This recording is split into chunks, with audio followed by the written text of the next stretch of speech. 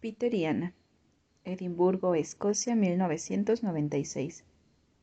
Los dos niños eran rubios, tenían la piel atópica y se mordían las uñas.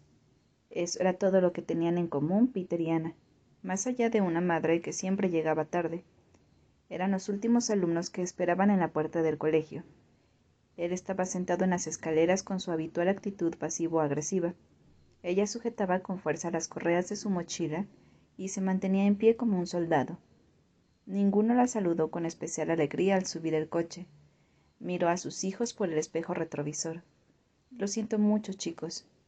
No hubo respuesta, pero Margot sabía que a Ana pronto se le pasaría el enfado, porque su hija era temperamental en la misma medida que poco dada al rencor. Peter, en cambio, era un chico más contenido. A menudo ella se preguntaba en qué momento de sus 13 años había ido poniendo a su alrededor tantos cerrojos, pestillos y cremalleras. Hacía tiempo que Margot no encontraba la llave para llegar hasta él. —¿Cómo os ha ido el día? —Un 10 en matemáticas —dijo Ana—. Enhorabuena, cariño. Valoro el esfuerzo. —¿Y el resultado? —puntualizó la niña. —Sí, pero sobre todo el esfuerzo. —¿Para qué nos evalúan entonces?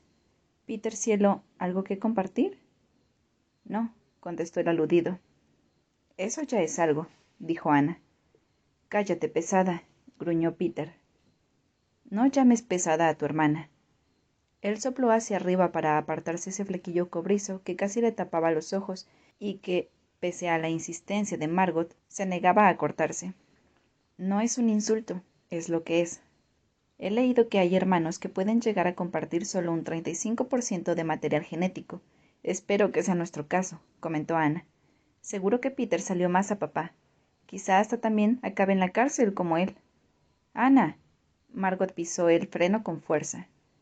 Sí, por asesinar a mi hermana. Peter sonrió. Ya basta. Ni una palabra más, ¿entendido? Si digo entendido, ¿contará como palabra? Margot respiró hondo e ignoró a Ana, que rara vez daba por terminada una conversación. Había dos niñas dentro de ese cuerpecito de 9 años que permanecía sentado en el asiento trasero del coche. La sabionda capaz de memorizar los nombres de todas las calles en un radio de 5 millas o de bombardearla a preguntas, y la que de golpe se comportaba como si tuviese varios años menos y buscaba mimos, sacaba las muñecas que había relegado al fondo del baúl y se resistía a crecer. —¿Podemos poner música? —pidió Peter. —Vale. Margot sintonizó una emisora. —Mami, ¿cosiste las mariposas del tutú? —Sí, no te preocupes por eso, Ana.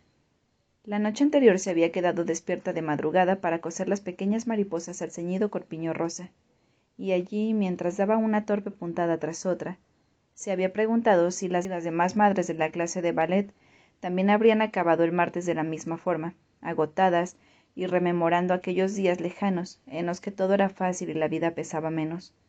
Ellos no.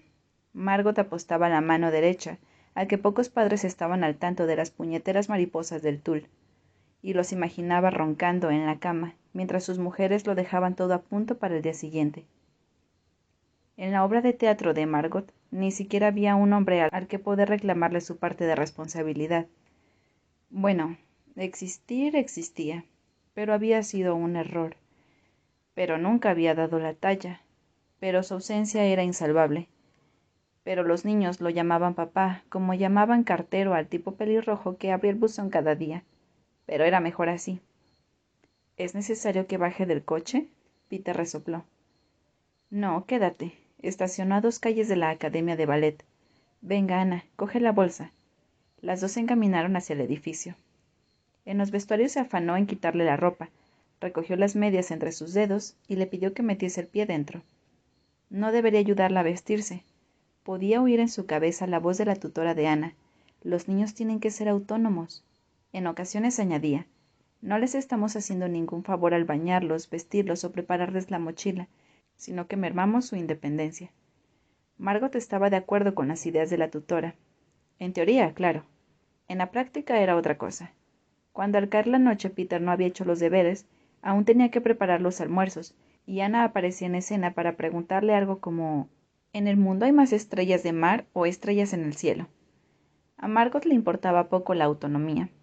Luego, Ya metida en la cama, se repetía que era una buena madre, pese al estrés y la impuntualidad, y lo poco que le gustaba cocinar, y las manualidades de dudoso gusto, y... Mamá, me haces daño. Se disculpó mientras terminaba de hacerle el moño. La profesora Clark le dirigió una severa mirada cuando llegaron al salón de baile. El resto de las alumnas ya estaban allí, y se movían al ritmo de la melodía de piano. Ana se unió a ellas. Cuando Margot regresó, Peter no estaba en el coche. Dio una vuelta por las calles de alrededor sin éxito. Al borde del pánico, lo vio aparecer a lo lejos con los cascos puestos y el Walkman. ¿No te he dicho que te quedases en el coche? Quería estirar las piernas, se excusó Peter. Estaba preocupada. La próxima vez que te apetezca dar un paseo, solo tienes que avisar antes. Peter se encogió de hombros. A veces Margot deseaba zarandearlo. Apenas hablaron hasta que Ana salió de la academia. Él estuvo escuchando música en ese aparatejo, que llevaba a todas partes como si fuese un apéndice. Ella se limitó a mirar la vida pasar por la ventanilla. Una hora después, se adentraron en la rutina. Clash los recibió con ladridos.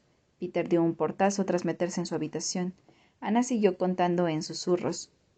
256.000, 257.000, 258.000. Y Margot, cansada, suspiró al ver la cocina hecha un desastre, tal como la había dejado por la mañana antes de salir corriendo al colegio y al trabajo. Le dio una salchicha al perro, y luego miró de reojo el manojo de cartas que aún no había abierto. Total, no hacía falta. Ya sabía lo que eran. Facturas, facturas, facturas. En ese momento llamaron a la puerta. Eleanor estaba allí, y en un instante de debilidad, Margot deseó echarse en sus brazos y dejarse caer.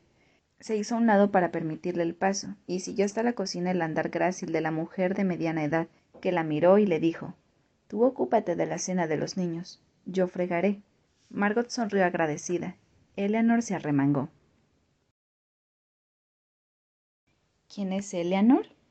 Edimburgo, Escocia, 1996. La distancia entre dos aceras fue lo que unió las vidas de Margot y Eleanor casi 9 años atrás. Era una gélida noche invernal, y los gritos y los insultos se alzaban como el humo de las chimeneas. No había ni un alma en la calle cuando Eleanor, incapaz de seguir ignorando el horror, decidió cruzar hasta la casa de enfrente y llamar a la puerta. Abrió un tipo alto y corpulento, de nariz ancha. «¿Quién es usted y qué demonios quiere?» «Soy la vecina y vengo a pedirte que te marches ahora mismo con lo puesto, o de lo contrario, regresaré a mi casa y llamaré a la policía». «¿Estás bromeando?», la miró consternado. «Los dos sabemos que tienes las de perder, así que será mejor que no tardes demasiado.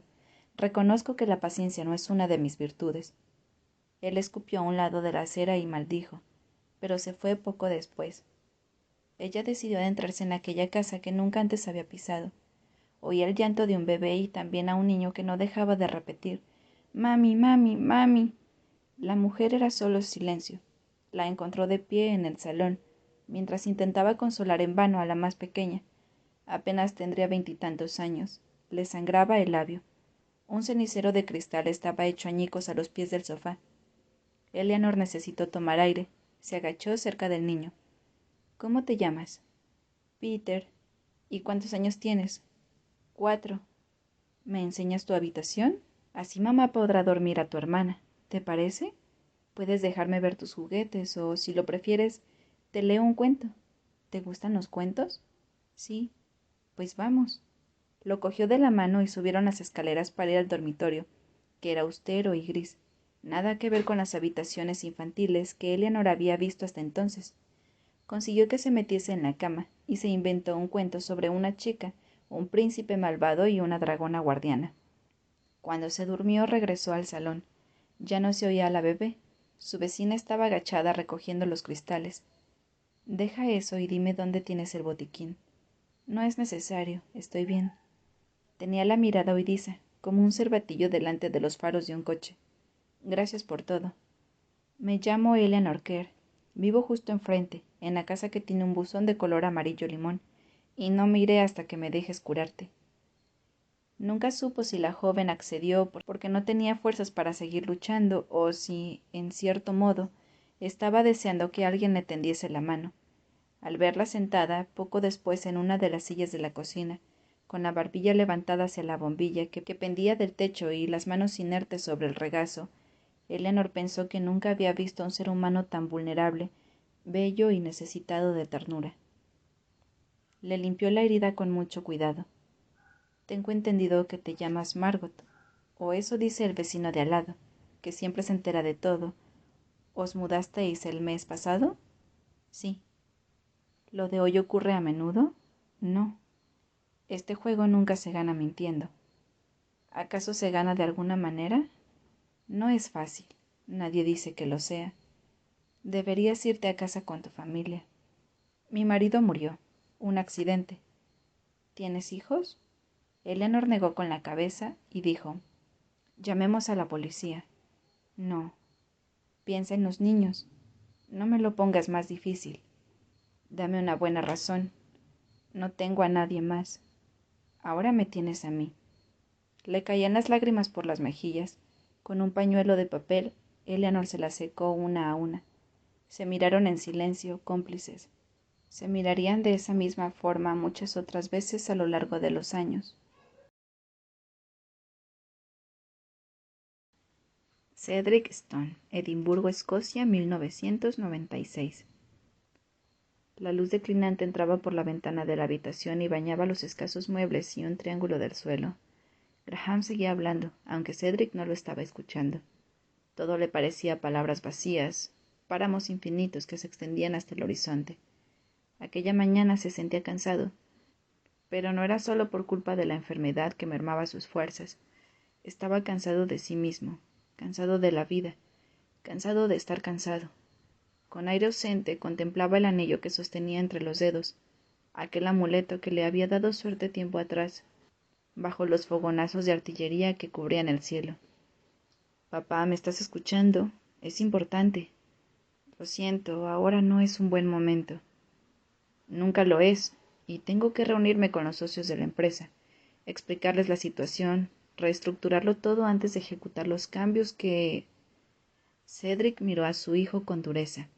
Sois dos gotas de agua, decía siempre la gente en un alarde de ignorancia, como si el agua de un pantano dulce y el agua del mar tuvieran algo en común más allá de ser agua. Compartían los ojos, el cabello oscuro y la forma de la boca. Pero Graham tenía un aire aristocrático que él siempre había rechazado. Su hijo vestía como uno de esos tipos de los que solía desconfiar. Zapatos brillantes, americana de corte clásico, camisa planchada y metida dentro de unos elegantes pantalones de marca con los que parecía querer gritarle al mundo cuánto dinero valía. Y era mucho, eso estaba claro. No tanto el mérito. Él había fundado el negocio cuando Graham era apenas un mocoso, y por eso le molestaba que lo tratase como si fuese una carga obsoleta. De su boca solo salían palabras como modernizarse, actualizarse o plan de renovación. No es necesario tocar nada y lo sabes. Pero papá, si me concedes el permiso, las cosas deben quedarse como están. Llevaban semanas discutiendo por lo mismo, pero todo se había precipitado tras el ingreso de Cedric en el hospital. La enfermedad empeoraba. Los relojes seguían avanzando. La vida allá afuera continuaba su curso. Graham le había pedido que firmase un consentimiento para que pudiese asumir el mando de la empresa de forma temporal y tomar decisiones, pero Cedric se había negado. ¿Por orgullo, quizá? ¿Vanidad? ¿Cabezonería? Dadas las circunstancias, cederle el poder no era una idea descabellada, pero no confiaba en él, tampoco en su hija, que siempre estaba ocupada, con esa agenda suya llena y el bus capitando. Para ser justos, Graham ya no confiaba en nadie. Los recuerdos eran engañosos, la memoria estaba salpicada de huecos insalvables. Su alma infantil pertenecía a un mundo que ya no existía, así que tenía dudas sobre quién había sido y algunos días se sentía como si fuese más un diagnóstico que una persona. Cáncer de páncreas en estadio 3, con unas expectativas de vida de entre 6 meses y 1 año. Solía imaginar la enfermedad como una carretera, con el verdor apagándose conforme el asfalto se colaba por las venas, músculos, huesos y órganos hasta terminar atravesando el corazón en busca de restos maltrechos, porque no encontraría mucho ahí dentro. Te estás comportando como un déspota. No te atrevas a venir aquí a insultarme. Lo que intento decirte es que pienses en el bien común. Sé que no es fácil para ti. Eres controlador, pero... Graham se pasó una mano por el pelo. Mírate. Estás en el hospital. No puedes hacer nada. Si me dieses la oportunidad... Tranquilo. En unos meses tendrás vía libre. Tu hermana no está interesada en la empresa. Seguro que puedes comprar sus acciones y hacerte con todo. Papá no pretendía... Alguien golpeó la puerta 3 veces. Buenos días. Vengo a limpiar la habitación. Vuelve en otro momento, dijo Graham. Pero la joven dudó. De acuerdo. Entra, intervino Cedric porque no le gustó el tono que su hijo había empleado y por el placer de llevarle la contraria. Ella entró cohibida y abrió las cortinas con cuidado. Graham le echó un vistazo sin mucho interés mientras humedecía un trapo. Luego miró la hora y cogió su maletín. Tengo que irme, pero piénsatelo. Te lo ruego. Salió de la habitación sin mirar atrás. No hubo abrazos ni besos. Cedric fue consciente en ese momento del tiempo que llevaba sin tocar a su hijo. Una eternidad. Años, quizá. Le sonaba vagamente haberle dado una palmada en la espalda en su último cumpleaños y poco más. Se le quedó un regusto amargo al pensarlo. Todo tan lejano. Todo tan perdido. Mientras observaba a la chica pasar el trapo por el marco de la ventana, recordó lo mucho que a Graham le gustaba de niño que lo subiese a hombros, con las piernas colgando a ambos lados de su cabeza, y la risa vibrante que se colaba en los oídos mientras acompañaba el trote. Echaba de menos aquel cuerpo infantil que era tan fácil abrazar y arrullar cuando tenía alguna pesadilla en mitad de la noche. Él podía calmarlo. Entonces aún podía. Cedric suspiró e intentó incorporarse un poco. ¿Necesita que lo ayude?, preguntó ella. No, gracias. Todavía soy capaz. La joven lo observó durante unos segundos. Lamento mucho el percance del otro día. ¿Cuántas veces pides perdón cuando cometes un error? No hacerlo es de arrogantes. Hacerlo una vez es de justicia. Hacerlo más es indebido. ¿Indebido en qué sentido? No seas tan dura contigo misma. Solo quería ver qué era el grabado. Una cruz pequeña y un apellido. Es un anillo precioso, dijo ella. No tiene nada de especial, solo recuerdos. ¿Y acaso la vida no va de eso? Ella deslizó el trapo por el respaldo del sillón. Si no nos dedicamos a coleccionar recuerdos, ¿entonces qué? Cedric se sorprendió al darse cuenta de que estaba sonriendo. Llevaba demasiado tiempo enfadado consigo mismo y con el mundo a partes iguales. En eso estoy de acuerdo. ¿Tienes hijos? Sí, 2. Fue a por la mopa como si acabase de caer en la cuenta de para qué estaba allí. 9 y 13 años. Aún son míos. Más o menos. Te pido disculpas por el encontronazo con Graham. Tiene unos modales cuestionables. Tanto dinero invertido en los mejores colegios del país y ha sido incapaz de aprender lo más básico, la humildad. No me ha molestado. La gente se pone nerviosa en los hospitales. Dudo que le preocupe verme en este sitio. Puede que hasta se alegre. Es difícil saber si Graham piensa alguna vez en algo más que en su propio ombligo. No diga eso. Al menos viene a verlo. Supongo que es mejor que nada. ¿Quiere que le limpie la cama? Cedric asintió y se movió hasta que sus piernas quedaron colgando por uno de los laterales. Apretó el botón para bajar la cama. No era un buen día. Tenía el estómago revuelto y náuseas. Había estado a punto de pedirle a la enfermera que le diese más calmantes. Cogió el soporte del gotero con una mano y se agarró con la otra a la mesilla. Espere, lo ayudo a levantarse. No es necesario. Puedo. Yo puedo. Pero se equivocó. Así es la vida. Un día puedes y al siguiente ya no. De manera que tuvo que dejar que la muchacha lo sostuviese mientras encontraba el equilibrio y el mareo se iba disipando. Tuvo la impresión de que su respiración ronca y fatigada tenía que pertenecer a otra persona. ¿Desde cuándo sus pulmones se resentían tanto? Cuando logró mantenerse en pie por sí mismo, ella sacudió las sábanas y limpió los mandos y el cabecero de la cama al tiempo que él la miraba con interés. ¿Cómo te llamas? Margot Abbott. Yo soy Cedric Stone, pero preferiría que me llamasen tan solo Cedric. Es más personal, y puesto que estás siendo testigo de mi decadencia, ahorrémonos las formalidades. Eres un hombre peculiar. Margot le tendió la mano y, sorprendido, él se la estrechó. Eran dos personas que se habían conocido en el hospital, sí, pero que lo mismo podrían haberse cruzado en una reunión de trabajo o en una cafetería, y él habría mirado como se mira con serena curiosidad a un gorrión que se posa en la rama de un árbol y canta. Terminaré en breve y podrás descansar. No tengas prisa. Esta mañana he cancelado mi viaje a Tokio y la reunión en el club de golf con mi socio. Estaré ocupado todo el día con el señor Cáncer. A ella le costó un poco pillar la broma. Lo siento muchísimo. Esperaba que te rieses. Tienes un sentido del humor singular. Metió las sábanas por debajo del colchón y ahuecó la almohada antes de ayudarle a tumbarse. Al hacerlo, Cedric tuvo la impresión de que los músculos y los huesos de su cuerpo suspiraban aliviados. Cogió un caramelo de miel mientras ella limpiaba el baño. Ya he acabado. ¿Necesitas algo más, Cedric? ¿Tabaco y un poco de ron sería mucho pedir? Entonces sí. Sus labios se estiraron en una sonrisa. Al menos no me has pedido metanfetamina. Soy una persona razonable, bromeó.